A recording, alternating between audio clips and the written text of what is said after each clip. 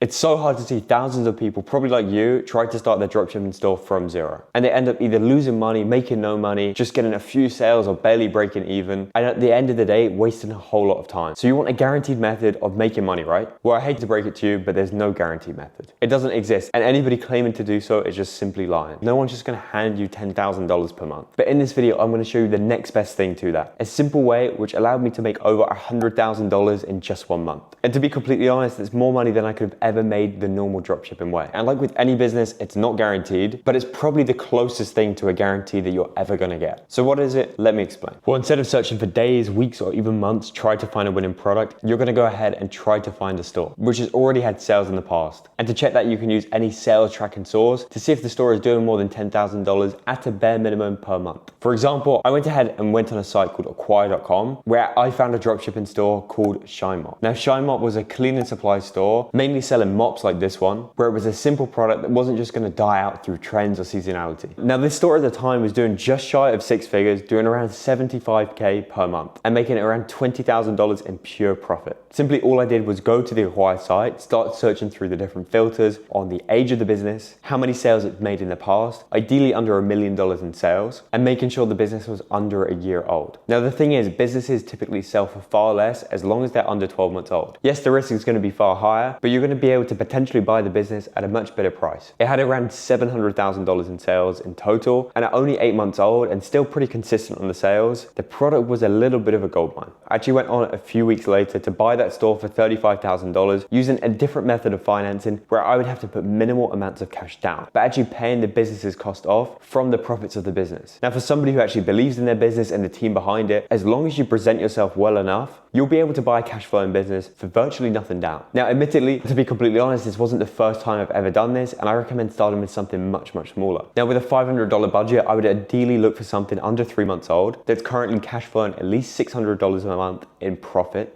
and making at least $3,000 in sales. Ideally, if it has any sort of social media attachment as well, with TikTok, Instagram, Facebook, or YouTube, you'll be able to leverage those organic sources of traffic, which are completely free to you, to go ahead and post more content, grow more sales, and ultimately reinvest that back into paid ads. Now, for anything sort of under the $5,000 to $10,000 range, I would look at a site called flipper.com. It's on the much cheaper side of e-commerce stores for sale. You'll be able to get a really good deal if you can get into some sort of low-level bidding war with a buyer. And to be completely honest, the site is really simple to use, just like your eBay or Amazon when you're bidding for a product. Now, with Shine Mop, my budget was around $10,000 to buy that particular brand, but the store cost me $35,000. So where did I get that remaining cash from? Partially, I had that from my own finances from my business. You could have easily brought a partner on board to go ahead and acquire that brand. And that doesn't mean you need to be both 50-50 in cash, but you could bring in the team, the skill set, and the knowledge, and they could bring in the capital. In that case, I use a thing called seller financing. All that seller financing is when you go ahead and pay the businesses off through the profits of the business. Typically, this will be at a higher price because there's more risk to the seller of the store. But for somebody who simply doesn't have enough time and they're running other projects, and for them, this cash amount isn't significant enough to deal with, and they might just close down the store anyway, this could be a great way to make money every single month. You'll also be able to defer things like tax and write off different business expenses. In Shine Mop's case, we did $25,000 in seller financing with $10,000 down, and just a few months later, after doing some further development on the website, running the brand to over 12 months old, and eventually sold that brand for $70,000, just in a matter of 2 months. Now, what I'm doing now with my business is doing this on a much larger scale, building out a team in place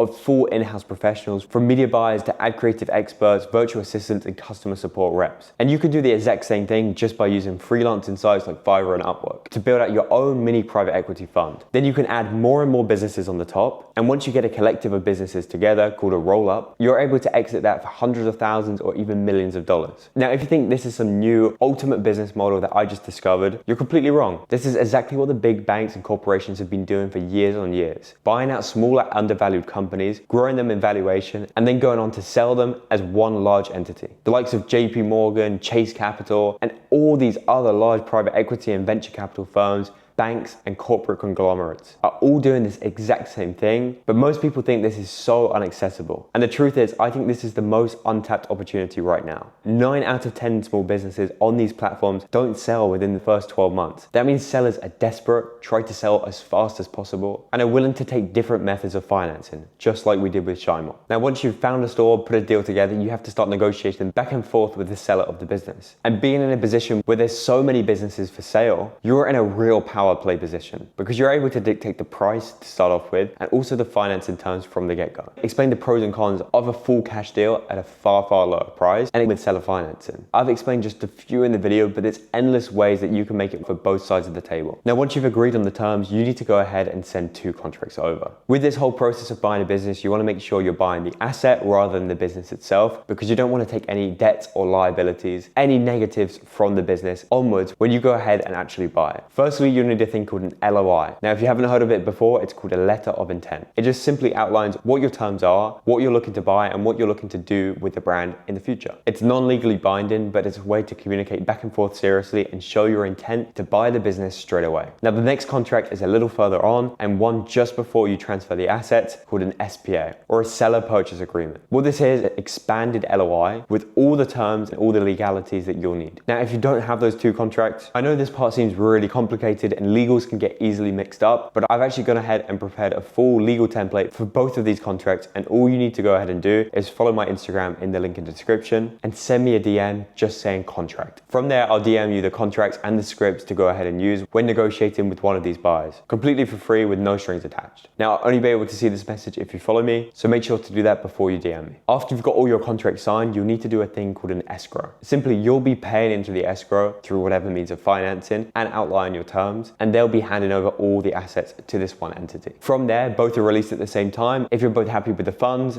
or the means of financing and you're happy with the assets transferred over, you both accept those conditions and the escrow is released. This is a way to make sure it's super secure and nobody gets let down or disappointed on either side. And once you've done that, you're pretty much all done. Now you own a successful dropshipping store, making money every single month. You spent the same or less that you would have done starting up a store from zero, which might not have even worked in the first place. And you don't really need to do any work to build up the store. Now the fun part is you're virtually guaranteed to make profit because you're buying something already making money. All you have to do is not mess anything up and make sure you follow what I tell you in this. So let's go back to ShineMob. Once I finished the escrow transaction, got all the assets over, made sure the ad accounts were all fine, and just checking through the business a little bit further and making sure everything lined up. The next thing I did was started to build up social media pages further. Now more social media followers means more reach and ultimately more sales. That's one way of increasing the value of the business. The next thing I went to go ahead and do is set up and started to develop an app for the store. Now this was just a customer interface app, didn't link with the product because the product had no electricity inside or no technology component, but a way that customers could go ahead and buy their favorite subscription just on an app. This cost $700 to go ahead and set up, and personally I think this increased the multiple value by around 0.1%. That equated to around $5,000 to $7,000. Another way that you can increase the value of your business, even if you own one right now, is by using a thing called monthly recurring revenue. A simple way to do this is just by subscriptions, and in this case we had mop heads that they could go ahead and subscribe to on a monthly basis with different packs coming in. Now if you don't know any upsell MRR product to go ahead and use, you can just have an ongoing warranty for $1 or $2 a month that tons of people are going to go ahead and subscribe to. And during the meantime where you're revamping the whole store, you should actually be able to make a profit during this phase. If you think about it, the whole business works very similar to developing a new house. You want to buy the worst house on the best street possible and then go ahead and renovate as much as possible inside. And that's exactly what we want to find when buying a business. And if you want to keep the dropshipping store and carry on running it, use the cash from the store to go ahead and reinvest for more and more, you can totally do that as well and use the roll-up strategy at the very end to sell all for a huge chunk of cash. And of course you have value in the business itself.